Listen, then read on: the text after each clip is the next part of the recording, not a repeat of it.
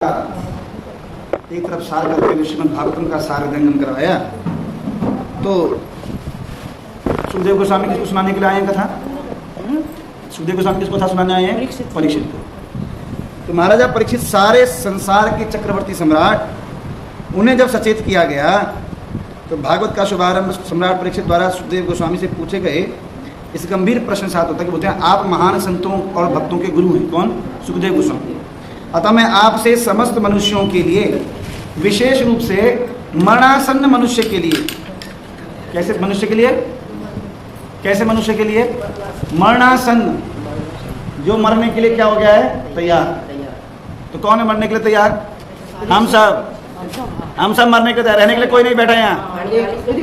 जो सोच रहा है कि मैं यहाँ रहने के लिए बैठा हूँ, नलायक है। हम सब क्या हैं? मरणासन्न है। रोज मृत्यु की शैया पर सोते हैं, रात को सुबह का पता नहीं है।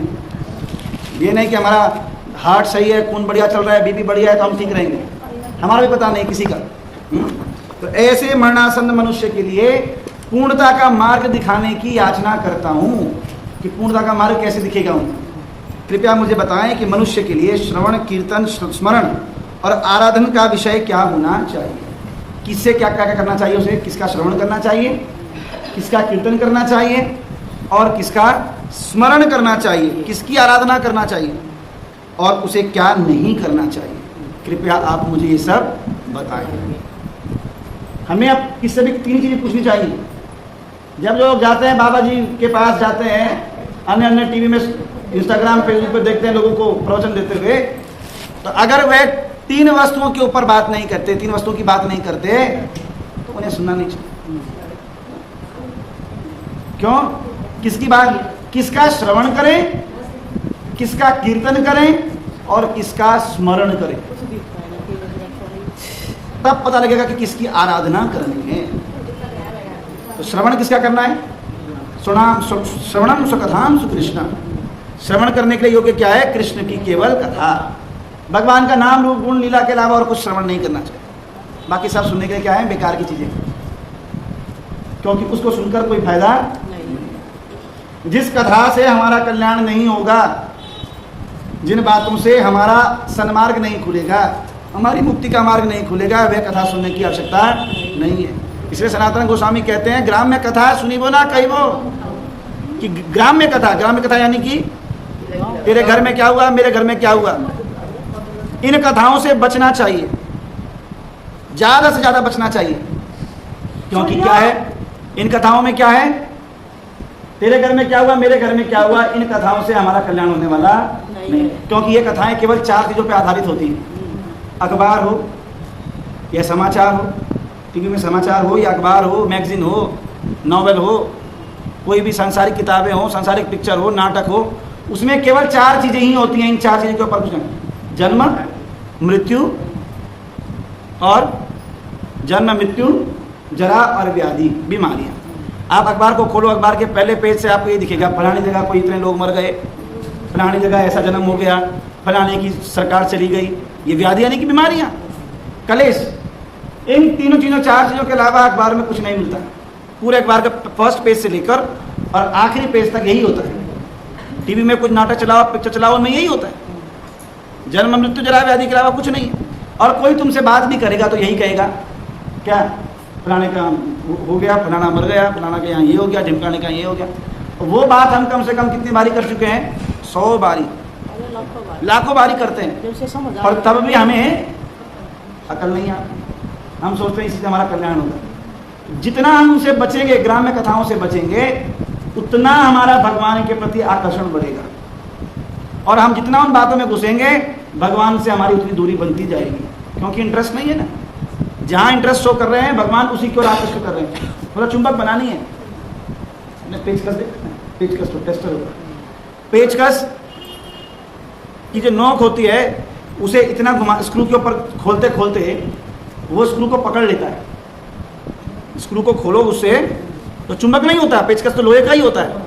पर स्क्रू को खोलते खोलते, अगर आप स्क्रू को खोला अपने, पेचकस को उसके ऊपर लगाओगे तो स्क्रू को खींच लेता है, अपना चिपका लेता है अपने साथ, वो चुंबक का काम करना शुरू कर देता है। क्यों? क्योंकि पेचकस का जो संग है वो उससे इतना ज़्यादा हो जाता है कि वो उसको अपनी ओर आकर्षित कर लेता है। ऐसे ही हम सब लोग हैं, यदि हमारा मन और इंद्रियां भगवान की सेवा में लगी रहेंगे, भगवान के सामने लगे रहेंगे, तो भगवान अपने ओर आकर्षित करेंगे। और जब लगेंगे नहीं भगवान के प्रति तो क्या आकर्षित होगा? क्यों आकर्षित होंगे? भगवान बोल रहे हैं संसार है पड़े कबाड़ी बने में, तो कबाड़ी बने रहने दो। अरे भगवान को अपने जैसे लोग ही पसंद हैं। हम बोलते हैं हमारे अपने लोग हैं। अपने लोग यानी कि कौन होता है अपना? अपना कौन है? वो तो है ठाकुर जी। पर अपना किसे कहते हैं? हम अपना उसे कहते हैं जो हमारे अनुकूल व्यवहार करता है, जो हमारे अनुकूल चले, वो हमारा अपना होता है। नहीं तो अपने घर में भी हमारे वैरी हो जाते हैं, क्योंकि वे हमारे अनुकूल नहीं होते। मैं जैसा चाहता हूं, मैं जैसा मेरा मन है, मैं जैसा हूं वैसे ही अगर दूसरा व्यक्ति करता है तो वह हमें अच्छा लगता है। ये बोलते तो हमारा अपना है। वो हमें कोई पूछे, हमारा मान करे, सम्मान करे, हमारे अनुकूल काम करे, वो हमारा अपना। और जो हमारे प्रतिकूल इतना सा भी हो जाए तो हमारा दुश्मन बन जाता है। तो यही है कि भगवान भी कहते हैं जो मेरे अनुकूल होगा वो क्या होगा? मेरा भक्त होगा। और जो मेरे प्रतिकूल होगा वो क्या होगा? भगवान का शत्रु होता है। इसलिए रूप गोस्वामी कहते हैं अनुकूलेन श्री कृष्णानुशीलनम भक्तिरुत्तमा। क्या? अनुकूलेन श्री कृष्णानुशीलनम, भगवान कृष्ण के अनुशीलन को, अनुशीलन मतलब अनुशासन, भगवान ने जो नियम कानून बनाए हैं उसके अनुसार अगर कोई करता है, भगवान की सेवा करता है, तो क्या कहलाता है? वह उत्तम भक्त कहलाता है। अनुकूलेन श्री कृष्णानुशीलनम, भगवान के अनुशीलन में अगर कोई रहता है तो क्या कहलाते हैं? तस्मात् भक्ति उत्तमा, वही क्या कहलाती है? उत्तम भक्ति कहलाती है। हम सब कहते हैं वे भी भक्त हैं, सब भक्त तो हैं, पर उत्तम भक्त कौन है? रूप गोस्वामी ने 7 प्रकार की कैटेगरी बताई है भक्तों की। कितनी कैटेगरी? 7। पहली कैटेगरी कहते हैं जो भगवान को, जिनकी इंद्रियां भगवान की कथा सुनते हैं, भगवान की सुनने की इच्छा रखते हैं, वह क्या है? फर्स्ट, मतलब पहली क्लास में आते हैं, फर्स्ट क्लास में, फर्स्ट ग्रेड। तो दूसरी ग्रेड में कौन जाएगा? पहली को पास करके। बोला जो भगवान में की सेवा करने की इच्छा रखते हैं वो दूसरे ग्रेड। तीसरा, जो भगवान के अनुसार भगवान की सेवा करते हैं। चौथा ग्रेड, जिन्होंने, जिनकी आंखें भगवान के दर्शन के बिना नहीं रहती, बाकी सब चीजें कर रहे हैं पर आंखों को भगवान के ऊपर लगा रखे हैं। 5वां ग्रेड, जिन्होंने अपने मन को भगवान को अर्पित कर दिया है। अब उनका मन उनका नहीं है, उनका मन किसका है? भगवान का। 6ठा, जो भगवान की इच्छाओं के लिए ही काम करते हैं। और 7वां, जिसने अपने को पूरा भगवान पर समर्पित कर दिया है, यानी कि उसकी जो, उसको मनसा वाचा और कर्मणा, his body action and deeds, कर्म जो है कर्म, उसका शरीर, उसकी वाणी केवल भगवान के लिए ही कार्य करती है। वही भक्त क्या होता है? सर्वश्रेष्ठ भक्त होता है। वह जीवन जीते जी मुक्त होता है, उसे मुक्ति की कामना नहीं रहती, क्योंकि अब वह जो कुछ भी करता है भगवान की प्रसन्नता के लिए करता है, दुनिया के लिए नहीं करता, अपने लिए, अपने सुख के लिए नहीं करता, निजी सुख के लिए कुछ भी नहीं करता। भक्त नौकर उसे ही कहते हैं जो हमने पिछले सप्ताह जो किया था उसमें बताया था। प्रहलाद महाराज क्या बोल रहे थे कि सेवक का काम क्या है? सेवक का काम है स्वामी का सुख, अपना सुख नहीं। जो सेवक स्वामी के सुख के लिए कार्य करता है वह सेवक श्रेष्ठ सेवक कहलाता है। स्वामी उसके ऊपर अपने आप कृपा करते हैं। अब नौकर बोले जी मेरे सोने का टाइम है और मालिक को तो सर में दर्द है, तबीयत खराब हो रही है मालिक की, तो सेवक बोले जी मेरी ड्यूटी खत्म हो चुकी है, मैं जा रहा हूं अपने घर। तो वैसे उत्तम सेवक कहलाएगा? उत्तम सेवक कब कहलाएगा? किसी भी प्रकार से उसके स्वामी को कष्ट नहीं होना चाहिए। इसी प्रकार भक्त को यह देखना चाहिए कि उसके भगवान को किसी प्रकार का कष्ट तो नहीं हो रहा। हम भगवान के कष्ट कैसे बचाते हैं? भगवान को हम कष्ट पहुंचाते हैं। कब पहुंचाते हैं कष्ट? क्या भगवान को दुखी कर सकता है कोई? हाँ, हम लोग दुखी करते हैं भगवान। कैसे? भक्तों को दुख देकर हम भगवान को दुखी करते हैं। जब कोई भगवान के भक्त को हम दुखी करते हैं, अपमान करते हैं, अपराध करते हैं उसके प्रति, तो भगवान दुखी होते हैं। और कब भगवान दुखी होते हैं? भक्त अपराध करते। बहुत उत्तम उत्तर है कि भगवान के भक्त को दुखी करेंगे तो भगवान बहुत दुखी होंगे। भगवान कहते हैं मैं अपने से दुखी इतना नहीं होता जितना अपने भक्त के दुख से दुखी होता, परेशान हो जाते हैं। दूसरा, भगवान को हम दुखी कैसे करते हैं? भगवान को सुख दुख नहीं होता है वैसे तो, पर हम भगवान को परेशान करते हैं। कब करते हैं परेशान? जब उनकी पूजा पाठ नहीं करते। पूजा पाठ करने से भगवान खुश भी नहीं होते और दुखी भी नहीं करेंगे तो दुखी भी नहीं होंगे। क्या करते हैं हम ऐसा? या जब हम शास्त्र के विरुद्ध कार्य करते हैं तो भगवान उससे दुखी होते हैं। शास्त्र के भगवान ने, शास्त्र किसने दिए हैं? भगवान ने दिए हैं। ये भागवतम किसने दिया? भगवान ने दिया है। अब जो भागवतम कहता है उसके विरुद्ध कार्य करते हैं। भागवत यानी कि भगवान के लिए भगवान ने जो कहा है। अब जब भगवान ने जो कहा है उसके उल्टा जाएंगे तो भगवान दुखी होता है। भगवान के मैंने सब कुछ बना के दिया है तुझे, अब तू इसके उल्टा जा रहा है तो भाई, क्योंकि भगवान हमसे प्रेम करते हैं इसीलिए भगवान दुखी होते हैं। अगर भगवान प्रेम नहीं करते, सुहृदम सर्वभूतानां हृदयेषु अर्जुन तिष्ठति, कि अर्जुन मैं क्या हूँ? सुहृदम सर्वभूतानां, मैं सब जीवों के प्रति क्या कर सकता हूँ? सुहृद हूँ, सबका वेल विशर हूँ, शुभ चिंतक हूँ, सबका कल्याण चाहने वाला हूँ। भगवान सबका शुभ चिंतन करते हैं। एक भी जीव के प्रति भगवान ये नहीं सोचते कि इसके बर्बाद हो जाए, क्योंकि वो क्या है? जीवानाम अव्यया पिता। इनडायरेक्टली भगवान सबके क्या हैं? सबके बाप कौन है? सबका बाप भगवान है। तो वह पिता किसी भी प्रकार से अपनी संतान का दुख नहीं देख सकता, उसकी दुर्गति नहीं देख सकता, उसका पतन होते नहीं देख सकता। इसलिए भगवान चाहते हैं कि जब मैंने इनको अनुकूल रास्ता दिखाया है उस रास्ते पर ये चले। और हम जब उस रास्ते को क्या करते हैं? जानिया सुनिया विष खाइयो, उसको जानते हुए भी सुनते हुए भी क्या खाते हैं? जहर खाते हैं। इसलिए जब हम अपना जीवन विफल करते हैं, जीवन क्यों दिया? मनुष्य जन्म क्यों दिया भगवान ने? सफल करने के लिए। मनुष्य जीवन जन्म की सफलता कब होगी? भक्ति करेंगे तो क्यों नहीं करते? जब पता है कि भक्ति करने से ही जीवन सफल होगा और तब भी भक्ति नहीं करते तो जीवन क्या करते हैं? तो क्या ये हमारा कैसे भी हम जानते हुए भी क्या खा रहे हैं? जहर खा रहे हैं। जानिया सुनिया विष खाइयो, बोतल के ऊपर लिखा है ये जहर है, पता भी पी रहे, आंखें बंद करके, कोई टेंशन नहीं है, भगवान तो संभाल लेंगे, ठेका ले रखा है भगवान ने हमारा। ईसाई लोग जब जाते हैं चर्च में तो वह कहते हैं कि ओ खुदा हमें क्या देना? Oh God please provide us our daily bread and butter. भगवान हमें रोज की रोटी देना। रोज की रोटी, रोजी कौन देने वाला है? ठाकुर जी आप हमें हमारी रोजी रोटी देना। और फिर पूरे हफ्ते भर पाप कर्म करो और संडे के दिन चर्च में जाओ और कन्फेस कर दो खुद यीशु मसीह के आगे कि आप हमें पापों से मुक्त कर देना। फिर उस दिन से फिर पाप करने शुरू कर दो। फिर हर संडे को जाओ और भगवान से माफ़ी मांग लो, हमारे पापों से मुक्त कर दो। तो क्या ये प्रवृत्ति अच्छी है? बिल्कुल अच्छी नहीं है। रोज पाप करो और गंगा जी में जाओ, नहाओ, तब तो शुद्ध हो गए, दोबारा से पाप करने शुरू कर दो। ऐसे करने से शुद्ध हो जाएंगे क्या? कभी भी नहीं होंगे। जब तक प्रवृत्ति नहीं बदलेगी पाप कर्म करने की, तब तक हमारा अंतःकरण शुद्ध नहीं होगा। सबसे पहले क्या आवश्यकता है? उस प्रवृत्ति को बदलने की आवश्यकता है। तो जो प्रवृत्ति अंदर बसी हुई है, संस्कार बना हुआ है हम, जिसे हमने अपना संस्कार बना दिया है, उसे छोड़ पाना मुश्किल होता है हमारे लिए, पर उसे छोड़ना पड़ता है। मिर्ची का धर्म क्या है? तीखापन। आप उसे चाशनी में कितना भी डुबोगे, हाँ, तो तीखापन नहीं छूटता उसका। पर क्या करना पड़ता? तीखापन निकालने के लिए क्या करना पड़ता है? अगर मिर्ची के बीजों को निकाल लिया जाए तो उसका आधा तीखापन खत्म हो जाता है। मिर्ची बड़ा बनाते हैं ना, तो मिर्ची बड़ा, अरे मिर्ची की भज्जी बनाते हैं, राजस्थान तो खूब खाता है मिर्ची बड़ा।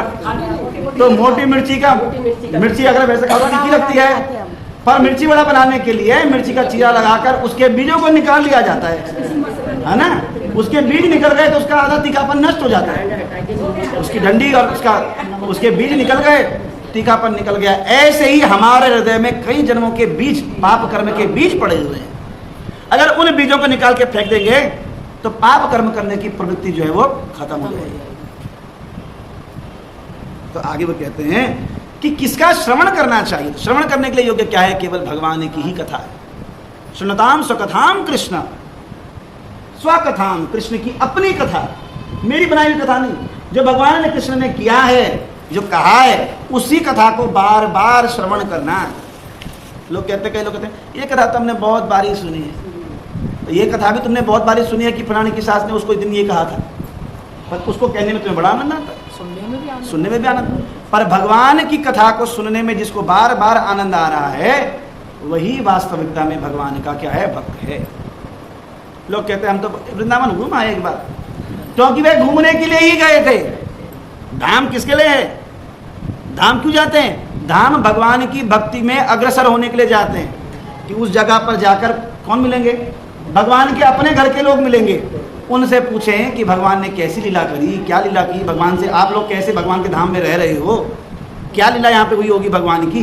जब उन भगवान के अपने घर के लोगों से पूछोगे, वो भगवान कथा आपको वहाँ बताएंगे, धाम में आप भगवान कथा को सुनोगे तो भगवान के प्रति प्रेम क्या है, बढ़ जाएगा। तब धाम जाने का आनंद अलग होगा।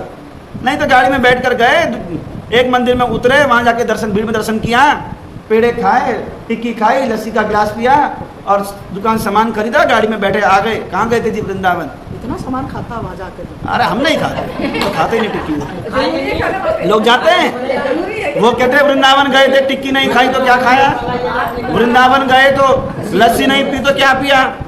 हाँ ठीक है, पर अगर दर्शन कर कर भगवान की लीला का श्रवण करने के लिए वृंदावन जाना चाहिए। धाम किसी भी धाम जाओ, यद्यपि आप हरिद्वार ही क्यों ना जाओ, गंगा जी की महिमा सुननी चाहिए वहाँ जाकर। वहाँ पे जिन जिन ऋषि मुनियों ने तप किया है उनकी महिमा सुननी चाहिए वहाँ पर जाकर। उन भक्तों का गुणगान सुनना चाहिए जिन भक्तों ने गंगा जी के तट पर जाकर अपने जीवन को धन्य किया है। क्योंकि साधु महिमा अगर नहीं सुनेंगे, भक्त की महिमा नहीं सुनेंगे, तो हमारा धाम जाना निरर्थक होता है। तीर्थ किसे कहते हैं? जहाँ पे स्नान की महिमा होती है उसे कहते हैं तीर्थ। हरिद्वार क्या है? तीर्थ है। कुरुक्षेत्र क्या है? तीर्थ है। ब्रह्म सरोवर में स्नान होता है वहाँ, ज्योति सरोवर में। पुष्कर क्या है? तीर्थ है, वहाँ भी सरोवर है पुष्कर में। तो जहाँ स्नान करके कृपा प्राप्त होती है उसे कहते हैं तीर्थ। तो दो प्रकार के तीर्थ होते हैं, एक होता है स्थिर तीर्थ और एक होता है चलता फिरता तीर्थ।